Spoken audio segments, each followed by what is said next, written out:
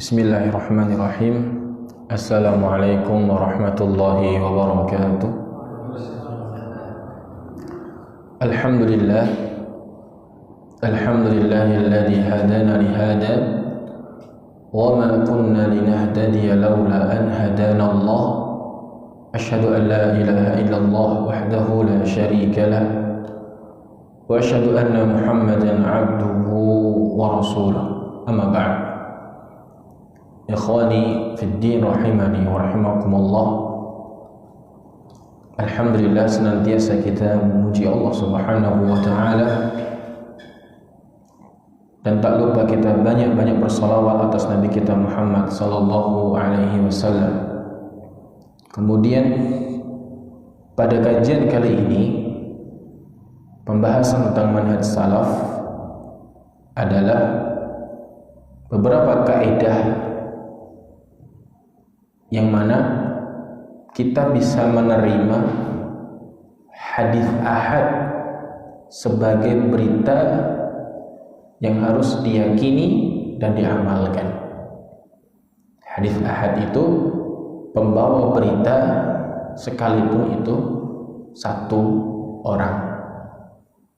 Sekalipun itu satu orang. Yang dimaksudkan di sini adalah apabila seseorang itu membawa sebuah berita, baik itu syariat maupun selain syariat,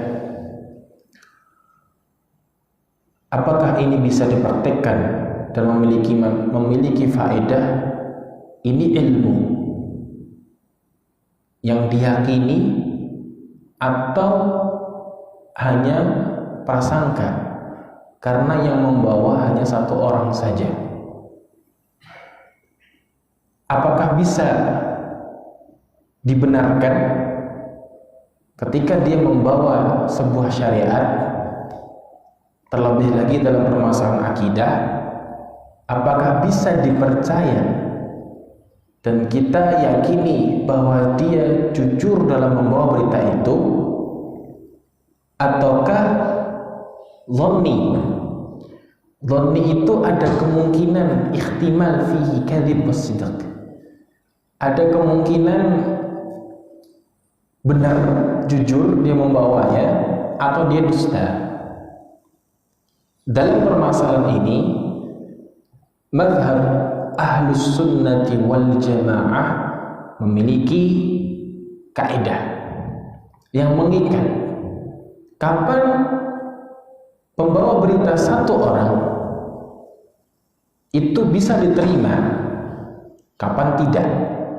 Ini yang akan kita bahas sekarang. Ahlus Sunnah wal Jamaah memiliki 4 kaidah. Di antaranya dalam menerima hadis ahad atau hadis satu yang dibawa oleh satu orang.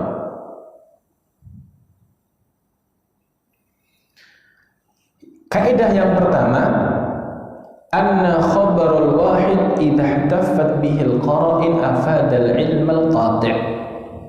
Bahwa pembawa berita satu orang apabila dikelilingi dengan qara'in itu apa? Qara'in itu alibi kalau bahasanya. Sesuatu yang menggabungkan, menyandingkan, sandingannya itu kuat. Misal dari yang membawa itu seorang terpercaya, kemudian dari sumber yang dipercaya, kemudian yang membenarkan banyak. Nah, ini namanya qara'in. Sekalipun dia satu orang, maka bisa dipastikan itu berita yang benar, yang qati', wajib diterima. Wa hadza madhhab ilaihi Ahlus Sunnati wal Jamaah wa jumhuril ummah. Ini madhabnya Ahlus Sunnah wal Jamaah dan jumhur umat manusia ini. Syekhul Islam Ibnu Taimiyah rahimahullah taala dalam kitabnya Majmu' Fatawa jilid yang ke-13 halaman 351, beliau mengatakan tentang permasalahan ini, ولهذا كان جمهور أهل العلم من جميع الطوائف على أن خبر الواحد إذا تلقته الأمة بالقبول تصديقا له أو عملا به أنه يوجب العلم. Oleh karena ini, jumhur ahli ilmu dan seluruh kelompok daripada Islam bahwa berita yang dibawa oleh satu orang selama itu diterima oleh umat dengan penerimaan yang baik dan mereka mempercayainya dan mengamalkan itu, maka wajib diyakini itu adalah ilmu. Wajib itu diyakini adalah ilmu, bukan sesuatu yang meragukan. Yang pertama, wa hadha huwa alladhi dzakarahu al-musannifuna fi usul fiqh min ashabi Abi Hanifah wa Malik wa Syafi'i wa Ahmad.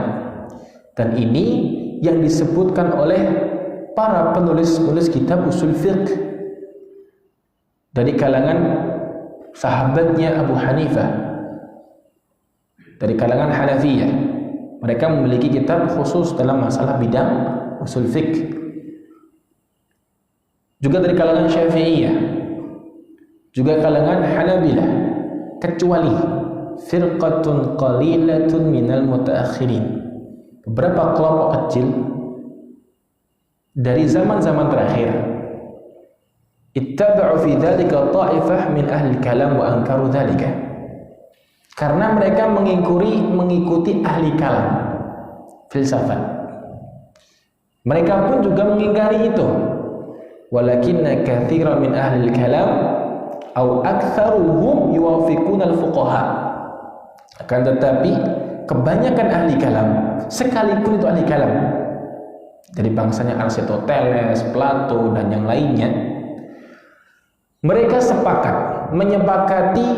sepakat dengan para fuqaha, ahli fikih dan ahli hadis dan salaf tentang masalah ini.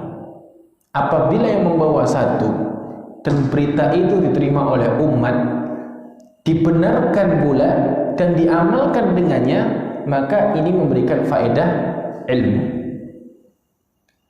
Kaidah yang kedua, anna khabar al-wahid idza tajarrada 'anil qara'in wa lam yattasil bihi ma yadullu ala ifadatihi al-'ilm la yahsul bihi al-yaqin wa la yufidu al-'ilmu bittifaq. Wahada amrun la niza' fihi.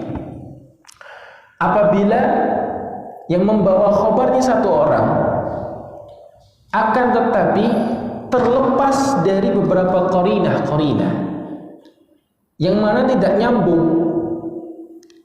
ma yadullu ala ifadatil ilmu, enggak ngasih ifadah ilmu, tidak memberikan manfaat ilmu syar'i maksudnya, juga tidak menghasilkan keyakinan, ya berita apa isyaat begitu ya, pemberitaan ya yang sekedar berita, tidak memberikan ilmu, wala yufidul ilm bittifaq, maka secara sepakat para ulama tidak menghasilkan ilmu sama sekali. Berarti perlu diteliti kebenarannya. Wa hadza amrun la niza' fihi. Ini perkara yang tidak ada perselisihan sama sekali. Ya, sebagaimana Allah Subhanahu wa taala berfirman, "Idza ja'akum fasiqun binaba'in fatabayyanu ay fatathabbatu." Apabila datang kepada kalian seorang fasik, ya satu kan, dia mufrad, fatabayyanu. Dalam tafsir disebutkan fatathabbatu, tatsabbut dalam khabar tersebut. Karena apa? Enggak ada qara'in, enggak memberikan ilmu di situ, karena hanya berita. Maka ini enggak memberikan makna ilmu. Jelas? Yang pertama tadi, karena memberikan ilmu dan diamalkan, maka disepakati, diterima. Yang kedua, apabila itu tidak ada qara'innya, tidak menghasilkan ilmu, maka perlu diperjelas, dan ini tidak ada ilmu sama sekali. Kaidah yang ketiga, al-qara'in nisbiyah. qarinahnya itu hubungannya itu nisbi. Nisbi itu mungkin disepakati sebagian orang tapi tidak disepakati oleh sebagian orang. Fama huwa qarinah 'inda syakhsin qad la yakunu qarinah 'inda ghairihi. Wa rubba qarinatin afadatil qat' wal yakin 'inda syakhsin wa lam tufda siwal dhann 'inda ghairihi wa hakadha. Kalau seandainya sebagian kaum itu menyepakati ini la syak gitu, disepakati dan tidak ada keraguan, akan tetapi sebagian orang ini meragukan, maka tidak memberikan sebuah ilmu yang yakin, akan tetapi ini memberikan ilmu dhanni. Dhanni itu dalam istilah bahasa usul itu belum yakin, perlu diperjelas lagi keilmuannya tersebut. Maka dalam menerima hadis ahad atau pemberitaan satu orang, kita lihat kaidahnya. Kaidah yang keempat, la syakka an al-mu'tabar fi hadhihi al-qara'in al-mukhtassah bi ahadits Nabi sallallahu alaihi wasallam huwa ma yadhkuru al-hadits. Fahum al-ikhtisas wa sya'n.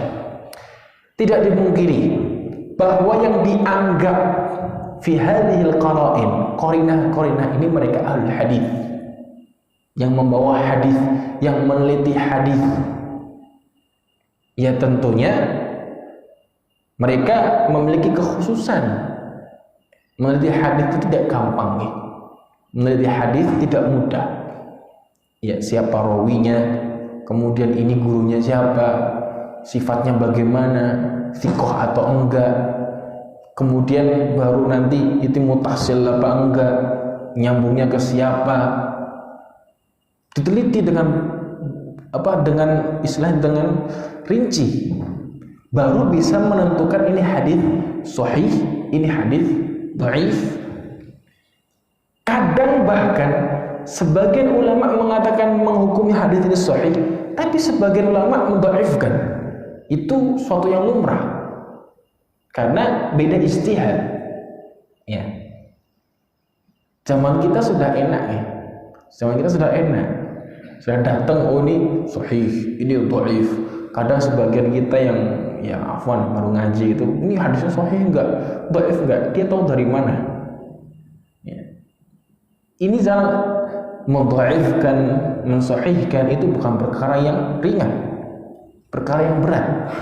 Ya, sehingga ini butuh namanya penelitian. Apabila qara'innya mereka ahli hadis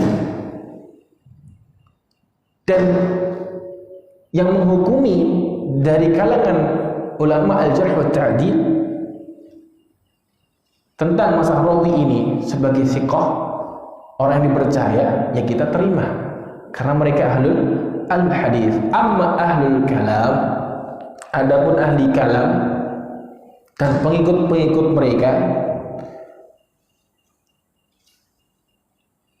ghayah fi qillatil ma'rifah bil hadis, maka mereka itu sangat sedikit sekali mengenal hadis. Paling taunya ya itu hadis, nggak ngerti itu sahih, nggak itu dhaif, asal terima aja. Bahkan mereka sebagian ahli kalam ingin menyerang ahli hadis dengan hadis yang sangat wahin, sangat lemah. Kalau bagi orang awam seakan-akan ya iya juga ya. Tapi bagi seorang ahli ilmi sangat ketara. Oh ini dia pakai hadis dhaif, pakai hadis lemah, pakai hadis bahkan hadisnya tadlis, oplosan, hadis oplosan. Ada sebagian hadis-hadis yang itu dioplos, seakan-akan mengesankan rawinya thiqah. Beberapa hadis bahkan hadis kadzib, dusta, bahkan tidak ada asalnya itu dibilang hadis. Hati-hati, ya. Man kadzaba alayya muta'ammidan falyatabawwa maq'adahu minan nar. Barang siapa yang sengaja ya berdusta atas nama Rasulullah sallallahu alaihi wasallam, maka pesen kursi tempat duduk di neraka. Hati-hati dalam masalah hadis. Sehingga para ahli hadis pekerjaan seperti mereka mentangkih, ya, meneliti satu persatu mana yang dhaif, mana yang sahih, mana yang bisa dipakai, mana yang tidak. Karena setelah di zamannya tabi'in muncul beberapa orang-orang yang berusaha mentadlis, menipu, ya, bahkan ada sebagian untuk lighardin min aghdid dunya, untuk tujuan dunia. Contoh, contoh ini air, biar gimana laku keras dibikin hadis Nabi SAW, nanti pada beli, ya, tujuan dunia. Hati-hati. Sebagian ada promosi zaman sekarang banyak, ya, bahwa ini dari Nabi dan seterusnya, dihargai mahal, semua pada beli sekalipun mahal karena ketipu dengan hadis kadzub, bahkan dusta, bahkan yang lainnya. Banyak seperti ini, apalagi di kalangan orang-orang sufiyah. Orang-orang sufiyah paling banyak hadis-hadisnya yang berdusta.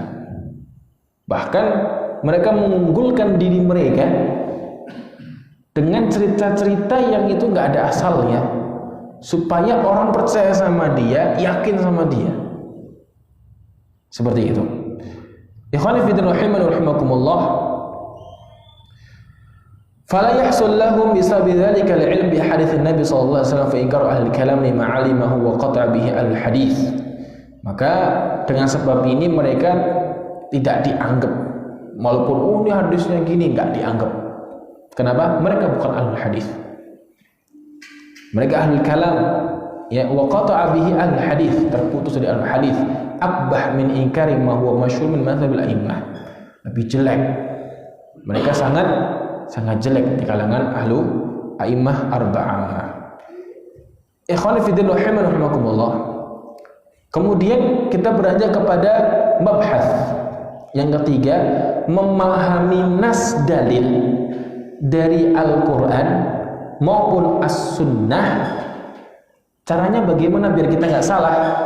Ala dhu'i aqwalis salaf wa tafasirihim wa manukila anhum, yaitu sesuai dengan cahaya perkataan-perkataan para salaf dalam memahami ayat-ayat Al-Quran dan hadis-hadis Nabi SAW. Jangan seringkali memahami dari teks terjemahan. Kadang pun orang terjemahkan sebuah teks, itu pun luput dari apa yang dimaksudkan dari bahasa sumber, ya. Terlebih lagi ini ayat Al-Quranul Karim dan hadis-hadis Nabi SAW. Tentunya bagaimana kita memahami ayat tersebut dan hadis-hadis tersebut, tentunya dengan bantuan mereka para sahabat Nabi radhiyallahu anhum ajma'in, yang mereka menyaksikan langsung bagaimana ayat diturunkan, pada topik apa yang dimaksudkan, dan mereka paling ngerti bahasa Arab. Tentunya kembalikan kepada mereka, bukan kita mau sendiri. Apa di antara sebab orang sesat? Qillatul Arabiyyah, sedikit ilmu tentang bahasa Arab. Ini yang membuat orang ajam, non-Arab itu sesat. Sebagian orang kan kadang memahami langsung dari terjemah, kan? Ini belum tentu difahami apa yang diinginkan oleh Allah Ta'ala dalam masa tafsir, apalagi dalam Al-Quranul Karim. Wah, ini bahaya nih kalau kita asal memahami seperti itu. Kita kembalikan bagaimana sih para salaf memahami ayat ini, seperti tafsirnya Ibnu Abbas. Ada kitabnya, dijual dalam bahasa Arab. Kalau bahasa Indonesia saya nggak tahu ya, dalam bahasa Arab ada. Kemudian tafsir-tafsir Ibnu Mas'ud, ya, dan yang lainnya banyak, ya. Makanya kita merujuk kepada mereka untuk memahami apa yang dimaksudkan oleh Allah Subhanahu wa Ta'ala dalam firman-Nya. Ini penting sekali. Juga dalam masalah hadis, Kadang kita berhujjah berdalil asal, nyomot dalil, ini pahamnya seperti ini, yang dia pahami. Kadang dia itu lebih ajibnya lagi, mengikrarkan, mengakui sesuatu yang itu menyelisihi apa yang dimasukkan oleh nas hadis. Itu banyak. Kenapa? Karena kebodohan dia tentang bahasa Arab. Apalagi seperti kita yang ajam ini, ya tentunya kita lebih butuh lagi penafsiran para sahabat radhiyallahu anhum ajma'in. Baik, apa sih? Kenapa kita harus kembali mengembalikan pemahaman itu kepada mereka? Kita harus bertanya, kan? Semua kebanyakan orang mengatakan Alkitab was sunnah, Alkitab was sunnah. Ala fahmi man? Sesuai pemahamannya siapa? Pemahaman dia sendiri? Nggak cukup. Di luar sana banyak orang-orang kelompok-kelompok yang mana mereka kembali kepada Al-Quran dan Sunnah, tapi memahami Al-Quran dan Sunnah di atas pemahaman siapa? Al-Quran dan Sunnah nggak cukup tanpa adanya memahami sesuai dengan pemahaman para sahabat radhiyallahu anhum ajma'in. Ini pentingnya kita dalam mempelajari manhaj. Manhaj seperti ini. Manhaj itu metode kita belajar agama. Misal dalam masalah akidah, kita ngambilnya dari Al-Quran dan hadis Nabi SAW. Apa kita pahami sendiri itu Al-Quran dan hadis? Kita nggak mampu. Kita butuh guru. Siapa mereka? Ya tentunya yang merasakan, menyaksikan hidup bareng bersama Rasulullah dan mengerti bahasa Arab, tentunya para sahabat, dan penggunaan kata-kata tersebut. Penggunaan kata-kata tersebut. Contoh, disebutkan dalam ayat kullu halikun illa wajah. Illa wajah. Semuanya akan binasa kecuali wajahnya. Kalau kita orang awam, artinya kecuali wajahnya. Berarti wajahnya tok yang tersisa. Seperti itu kan? Seperti itu kan? Makanya kita butuh penafsiran. Apakah seperti itu? Enggak mungkin ya. Maka kita kembalikan kepada bagaimana Abdullah bin Abbas itu mengartikan illa wajah. Ternyata illa malikahu, pemilik wajah tersebut. Pemilik wajah tersebut. Juga sebagian kelompok dari sepalan Islam, ya, mereka ada sebagian memahami salah, tapi diyakini mereka itu benar, sehingga dengan itu mereka mentakwil seenaknya sendiri ayat-ayat dari sifat-sifat Allah Subhanahu wa Ta'ala. Ya, dengan ayat itu mereka takwilkan. Kata mereka, ini ada salafnya, kata mereka. Oh, ini loh kata Imam fulan gini, sahabat fulan gini. Ternyata karena kurang detailnya dalam memahami bahasa Arab, dia salah memahami apa yang dimaksudkan oleh para salaf. Sehingga ini pentingnya belajar bahasa Arab. As-sahabatu hum hawariyur Rasul sallallahu alaihi wasallam, walidzalika fahum aktsaru fahman li risalatihim min ghairihim. Para sahabat itu mereka orang-orang pembela Rasulullah sallallahu alaihi wasallam yang selalu bersama Rasulullah, sehingga mereka layak menyandang orang yang paling faham terhadap risalah Rasulullah sallallahu alaihi wasallam daripada selainnya.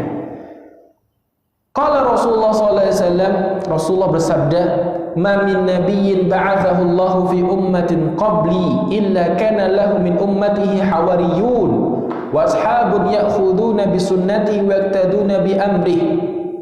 Tidaklah seorang nabi dari nabi yang diutus oleh Allah Subhanahu wa taala sebelum aku, kecuali nabi ini memiliki umat, pengikut, hawariyun, dan para sahabat para nabi ini mereka mengambil sunnahnya, mereka berqudwah dengan perintahnya, Thumma innaha takhallafa min ba'dihim khulufun yaquluna ma la yaf'alun.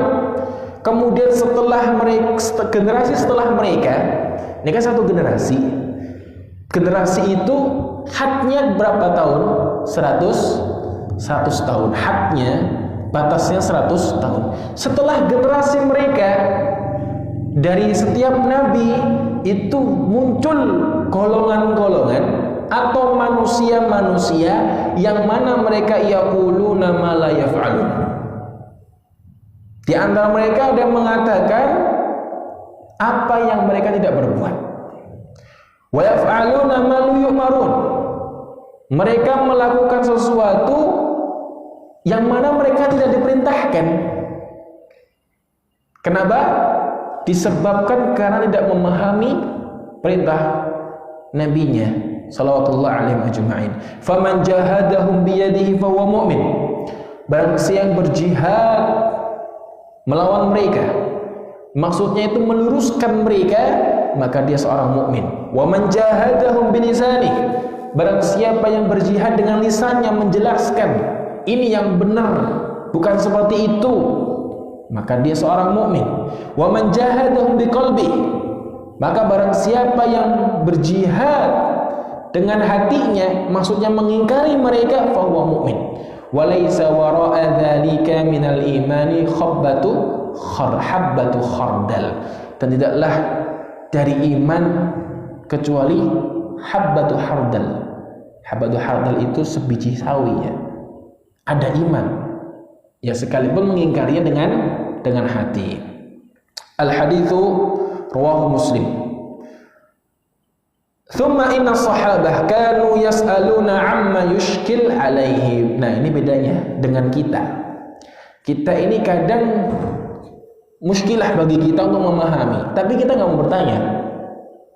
Sebagian kita kayaknya seperti ini, kemudian disampaikan, diyakini kebenaran, yang lain dianggap salah. Para sahabat tidak. Ketika menjumpai sebuah permasalahan dalam memahami ayat atau dalam memahami permasalahan hukum, maka para sahabat itu mereka bertanya kepada siapa? Rasulullah sallallahu alaihi wasallam. Tentunya kepada nabi mereka. Ma hajatihim ilaiha wa wuqu'i dawa'iha indahum. Falya'lam anna hadha min Thumma inna sahaba kanu yas'aluna amma yushkil alaihim faqad rawa al-Bukhari an Ibn Abi Mulaikah fi kitab al-ilmi an Aisyah radhiyallahu anha. Diriwayatkan dalam Al-Imam Bukhari dari Ibn Abi Mulaikah dalam kitab al-ilm dari Aisyah radhiyallahu anha annaha kanat la tasma'u syai'an illa ta'rifuhu. Aisyah ini enggak mendengar sesuatu yang enggak dia ketahui tentang hadis Rasulullah SAW, illa raja'at fihi hatta ta'rifuhu. Kalau nggak tahu, dikembalikan lagi, diulangi lagi, ditanya lagi sampai beliau mengetahuinya. Wa bihadza yu'raf anna man qadihu fi dhihn al-insan min masail lam yus'al 'anha as-sahabah radhiyallahu anhum ajma'in ma hajatihim ilaiha wa wuqu'i dawa'iha 'indahum falya'lam anna hadza min talbis syaitan fal amrul wajib huwa an yaqifa ad-da'i haitsu waqafa as-sahabah. Oleh karena itu dikenal bahwa apa yang membuat jelek ya pada pikiran manusia dari beberapa masalah yang dia nggak tanya permasalahan tersebut kepada para sahabat, maksudnya mencari memahami itu bersama kebutuhan mereka kepada itu, wa wuqu'i dawa'iha 'indahum falya'lam anna hadza min talbis syaitan. Nggak mau tanya, nggak mau belajar lagi tentang bagaimana sih memahami ayat-ayat Al-Quran itu dengan pemahaman para salaf, para sahabat. Ini merupakan talbis ya. Talbis itu tipu daya syaitan. Maka fal amrul wajib, yang wajib bagi kita semua, an yaqifad da'i haitsu waqafa as-sahabah, untuk berdiri atau berhenti sejenak bagaimana sesuai dengan bagaimana para sahabat itu berhenti.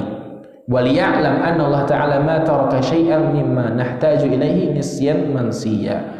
Perlu diketahui bahwasanya Allah Subhanahu wa taala tidak meninggalkan sesuatu apapun yang kita butuhkan karena lupa. Allah berikan semua, Allah jelaskan kepada kita semuanya. Kemudian keutamaan para sahabat.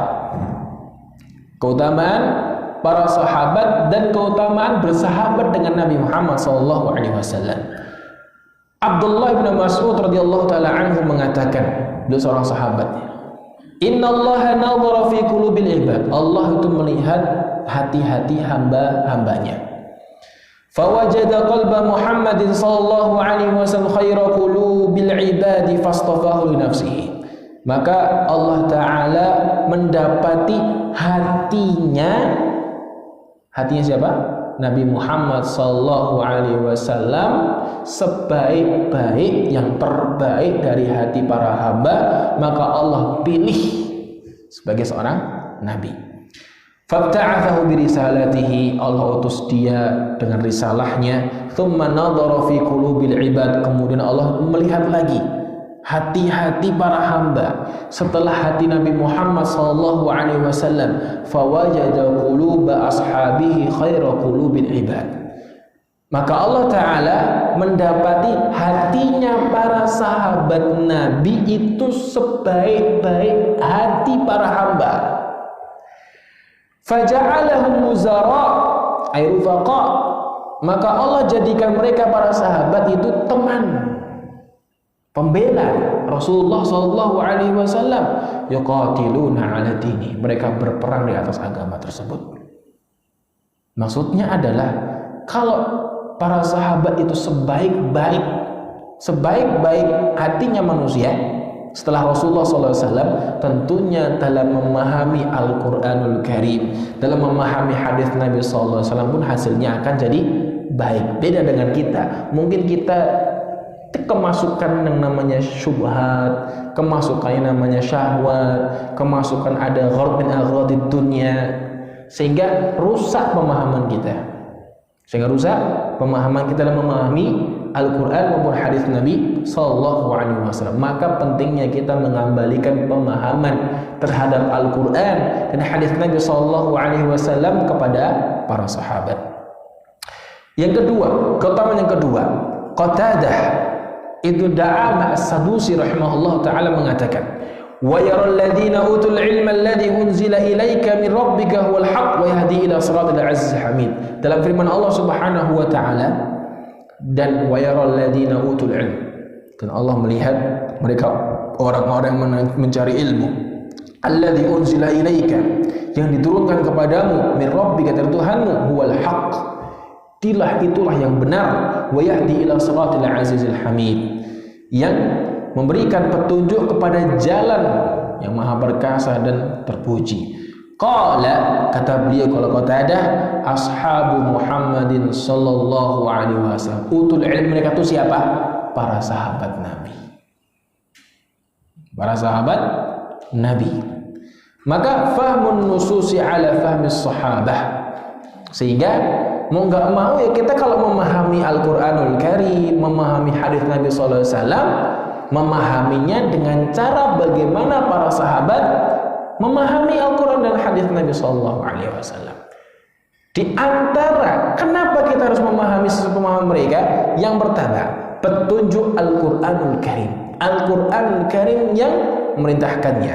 Dalam surat Al-Baqarah ayat 143. Dalam surat Al-Baqarah ayat 143 Allah berfirman, "Wa kadzalika ja'alnakum ummatan wasata."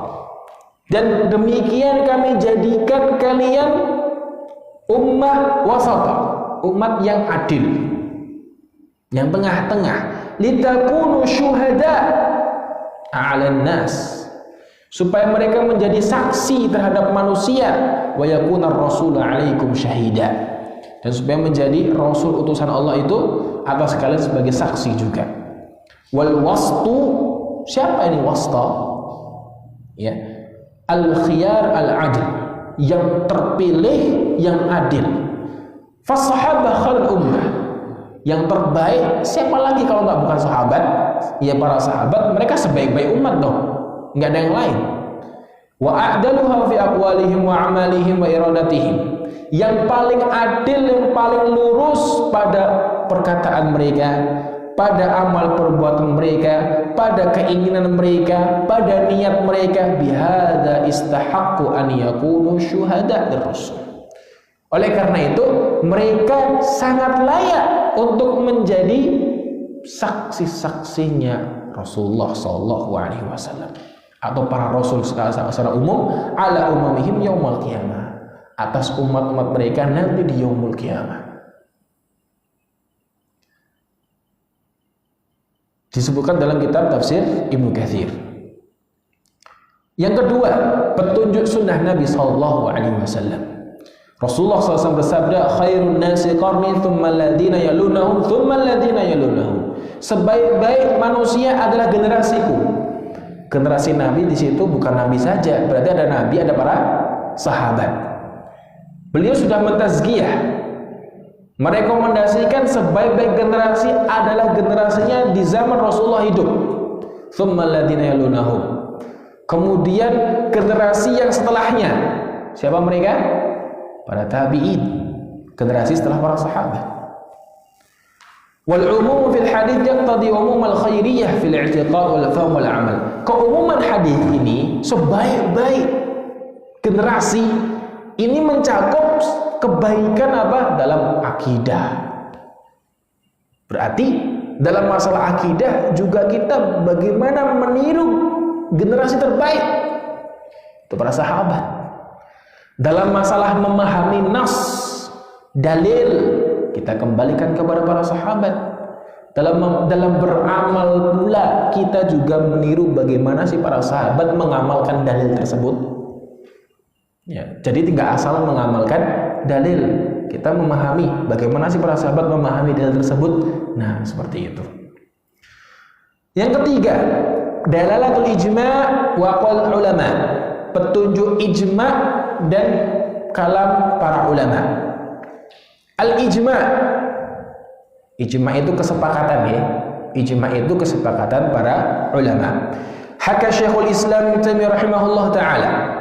Syekhul Islam mengatakan, menceritakan, Syekhul Islam Ibnu Taimiyah, ittifaqu ahli sunnati wal jamaah min jami' tawaif. Kesepakatan ahli sunnah wal jamaah dari seluruh golongan ala anna khaira quruni hadhil ummah fil a'mali wal aqwali wal i'tiqad wa ghairiha min kulli fadilah al-qarnul awwal. Sepakat mereka, para ulama sepakat, sebaik-baik generasi umat ini dalam beramal soleh, dalam mengamalkan dalil, dalam berucapan, dalam keyakinan akidah, ghairuha dan yang lainnya, min kulli fadil, dari keutamaan mereka adalah al-qurunul awwal, generasi yang pertama. Tsumma alladziina yalunahum, tsumma alladziina yalunahum, kemudian generasi berikutnya dan berikutnya. Nah, kita generasi keberapa? Tentunya banyak keburukannya. Maka kita butuh yang namanya bagaimana mengikuti generasi yang terbaik. Secara logika seperti itu, bukan? Kalau kita pengen baik, berarti mengikuti generasi yang terbaik. Secara logika seperti itu. Wa annahum afdal minal khalaf fi kulli fadilatin min ilmin wa iman. Bahwasanya mereka itu lebih utama dari generasi setelahnya. Dari setiap keutamaan, dari ilmu, iman, bahkan akal, agama dan penjelasan dan ibadah. Wa annahum aula bil bayan li kulli mushkil. Mereka lebih layak, lebih utama untuk menjelaskan di setiap permasalahan dalam memahami ayat maupun hadis. Fahadha la yadfa'uhu illa min kabil ma'lum bid darurah min dinil Islam wa adallahu Allah ala ilmin. Ini tidak menolaknya kecuali siapa? Orang-orang yang sombong terhadap sesuatu yang ma'lum bid darurah, diketahui secara umum. Ya, bahkan sebagian orang nggak bisa, harus sama kelompok fulan. Ya, atas pemahaman kelompok fulan, nggak bisa seperti itu. Ini berarti dia menolak secara akal sehat akan mengiyakan bahwa pemahaman terbaik pemahaman para sahabat radhiyallahu anhum ajmain. Baik dalam masalah ibadah kita tengok. Makanya kita tuh perlu yang namanya belajar atau membaca buku-buku sirah mereka. Ya, tentang para sahabat Nabi. Kalau mau tawasuk lagi ada karya Al-Imam Az-Zahabi rahimahullah, Siyar A'lamin Nubala, gede punya tentang para sahabat, diceritakan di situ. Ada kalau nggak mau ya ada beberapa kisah-kisah karya Ra'fat Bahsya itu tentang Suwar min Hayatus Sahabah. Ada terjemahnya bagus, cetakan Darul Haq. Itu terjemahnya bagus. Saya punya bahasa Arabnya dan terjemahnya. Kalau terjemahnya sudah beli sudah lama dulu. Bahasa Arabnya baru-baru kemarin waktu ketika kuliah itu ada beberapa jilid, 3 atau 4 jilid. Baca buku tersebut, masya Allah. Ya, tentang bagaimana ibadah mereka, bagaimana tentang perjuangan mereka, bagaimana tentang perjuangan mereka dalam menggali ilmu agama. Itu luar biasa. Maka kita butuh yang namanya raqaiq, cerita-cerita para salaf terdahulu, butuh. Ya enggak selamanya harus belajar tentang kaidah, tentang tauhid terus, enggak. Tapi kita butuh yang namanya belajar tentang masalah kehidupan para sahabat agar kita tuh bisa meniru. Biasanya tuh orang lebih cenderung cepat meniru dari kehidupan orang terbaik. Ya. Tentang cerita para sahabat tak ikutan. Sebagian orang seperti itu. Tapi sebagian orang juga dia butuh dalil. Maka tipe-tipe manusia beda-beda dalam menerima hidayah. Sehingga kita dalam masalah hidayah itu butuh mencari, menjemput bola istilahnya. Nggak nunggu dapat hidayah, nggak bakal dapat kalau kita nggak mencarinya. Wallahu a'lam bishawab. Ya, cukup sampai di sini pembahasan kita tentang masalah manhaj. Insyaallah kita teruskan pembahasan kita pada tentang masalah keutamaan para sahabat Nabi radhiyallahu anhum ajma'in.